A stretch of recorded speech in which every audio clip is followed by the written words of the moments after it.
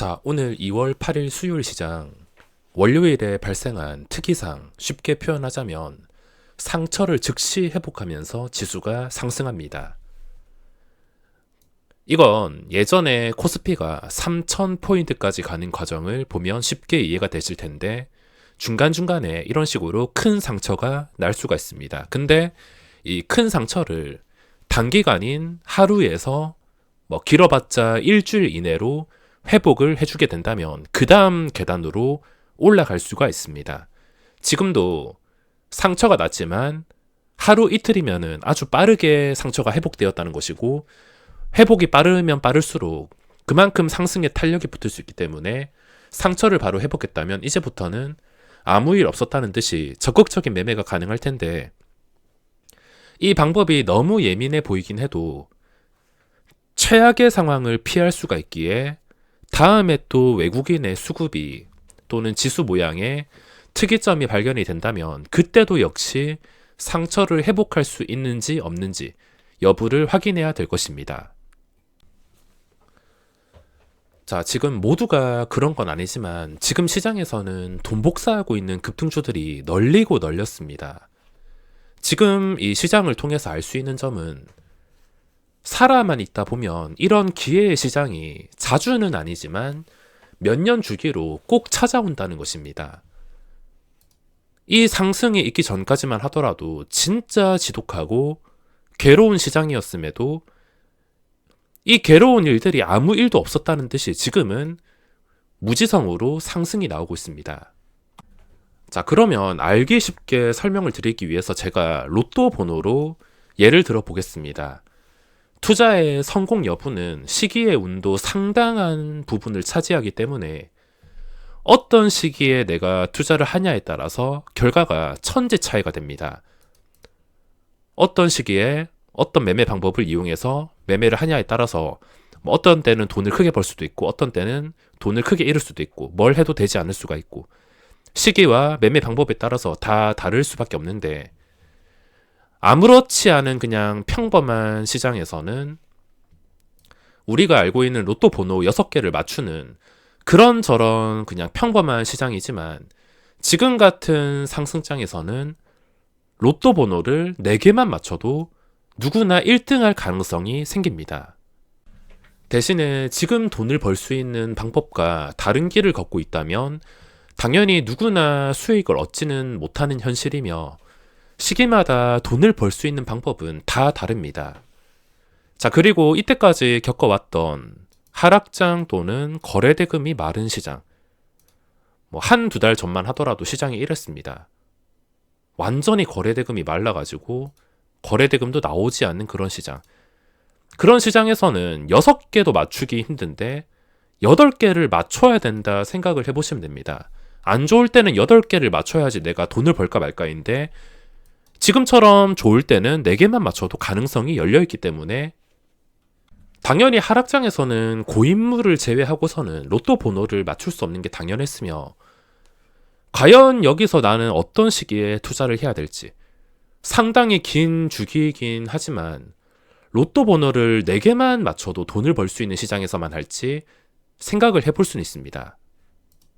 물론 이 기다림을 아주 건강한 멘탈로 기다릴 수 있는 것은 절대 쉬운 일은 아니지만 최소한 시장의 시기만 잘 맞춰도 성공 확률은 매우 높게 올라가며 거기에 지키기까지 할 줄 안다면 주식으로 돈 버는 건 충분히 가능한 일일 것입니다.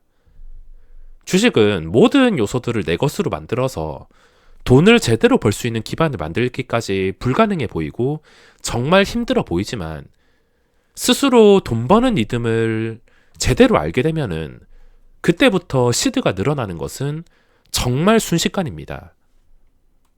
자, 시장이 변해도 그리고 최근에 종목들이 그냥 중간도 없이 계속 올라간다 하더라도 제 절대 원칙 중 하나인 단기 고점, 최고점에서는 절대 따라가지 말자 원칙은 저는 무조건 지켜야 된다 보고 있습니다. 오늘 종목이 딱 보더라도 MDS 테크 쪽에서 모든 돈이 몰리고 있는데 거래대금이 6천억. 이 작은 종목에서 6천억이란 돈은 엄청난 돈입니다. 예전에 거래대금이 제가 분류를 했을 때 1단계가 3천억 원, 2단계가 7천억 원, 3단계가 1조 원. 2, 3단계부터는 그냥 눈 감고 산다 하더라도 수익을 크게 낼 수 있다 말씀을 드렸는데, 대신에 MDS 테크는 어제 상한가를 갔습니다. 만약에 어제 이 종목이 상한가가 아니라 한 10% 정도만 올랐다면, 10% 이내로 올랐다면 오늘 고점에서도 따라갈 수 있을 만큼 신뢰가 되는 거래 대금이었겠지만, 어제 상한가 간 기록에 더블 장대 양봉, 이거는 어제가 첫 번째, 두 번째, 첫 번째, 두 번째가 다 나왔습니다. 지금 시점에서 가지고 있는 사람이 아니고서 고점에 추격을 할 수가 없으며, 지금 아무리 좋다 하더라도 고점에서만 잘못 추격하는 것만 피한다면 손실은 보지 않고 기회는 무한하게 열려있다 보시면 되겠습니다. 오늘 거래대금이 나온 게 딱 보더라도 MDS 테크인데, 아쉽게도 이건 하루 이틀 연속으로 시세가 나왔기 때문에 일단은 뭐 지켜는 보겠지만 당장에는 저는 계획을 세울 수가 없습니다. 장중에 뭐 잠깐 저도 단타를 치고 또 오전에 에코프로 쪽에서만 붙어 있었긴 했지만, 오늘 거래대금이 많이 나왔어도 당장에는 할 게 없습니다. 그리고 에코프로는 지금 프로그램이 완전히 쓸어 담고 있는데, 또 고점인 17만 8천 원까지 거리가 가까워서 이건 언제라도 장중에 한 번쯤은 고점을 또 돌파할 수가 있기 때문에, 또 돌파하는 순간 정도는 한 번쯤은 더 이용할 수 있을 것 같습니다. 그리고 그 밑으로 갈수록 거래대금이 작아지거나 한 번, 두 번씩 나온 종목들이라 새로운 종목은 없으며 인포뱅크 정도만 분류를 해주겠습니다.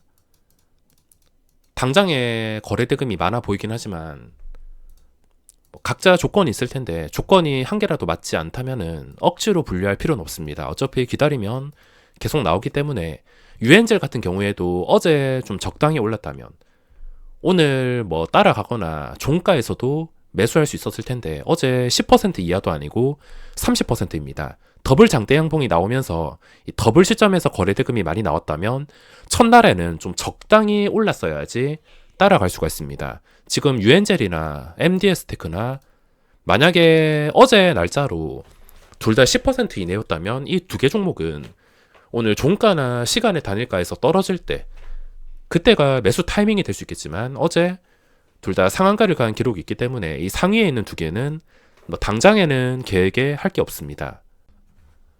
자, 그리고 지금 신규주에서 좀 변화가 오고 있는데, 신규주를 모아놓은 관심 종목 화면입니다. 전부 다 음봉이 나오는데 그동안 많이 올라서인지 전부 다 최고점 뭐 따라갈 수는 없는 위치에 놓여 있어서 당연히 따라갈 수가 없지만, 지금 특이사항이 또 발견이 되는 것은, 일단 거래가 풀리는 시점이 고점이라는 겁니다.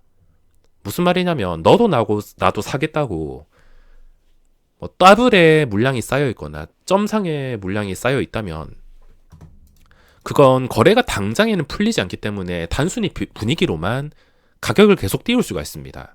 스튜디오 미러도 마찬가지로 첫날에 따상을 갔는데, 그 따상에는 거래가 너도 나도 살 수 있을 만큼 풀린 게 아니라서 당연히 이게 반영이 되어가지고 분위기가 반영이 되어서 오늘 20%를 띄우면서 시작을 했지만, 거래가 풀리는 시점이 여기입니다.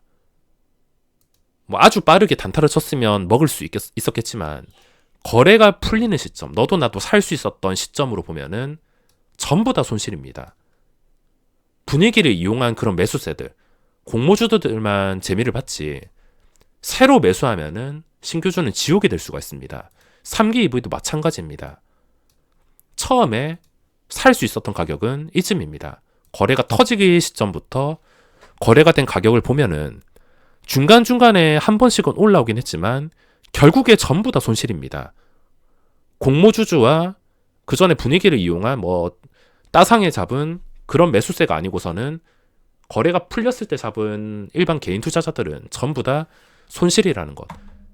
그러니까 신규주는 지금 무지성으로 거래가 풀렸을 때 잡게 된다면 최악의 상황에 손실이 발생할 수 있으므로, 딱 분위기가 이어지는 순간까지만, 거래가 풀리는 시점엔 당연히 매도 시점입니다.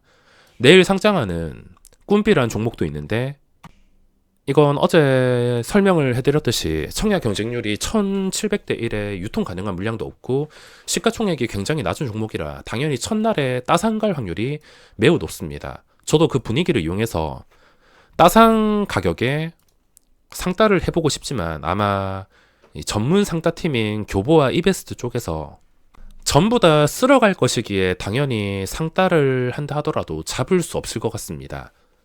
만약에 잡지 못해서 억울해가지고 고점이라도 사겠다, 나중에 뒤늦게라도 사겠다, 유통 가능한 물량도 적고 시가총액도 적으니까 뭐 풀리는 시점에 사겠다 싶으면 그대로 물려가지고 큰일 날 수가 있으니까 뭐 첫날에 분위기가 좋을 때 상따를 할 수 있는 게 아니고서는 관심을 끄는 게 좋을 것 같습니다.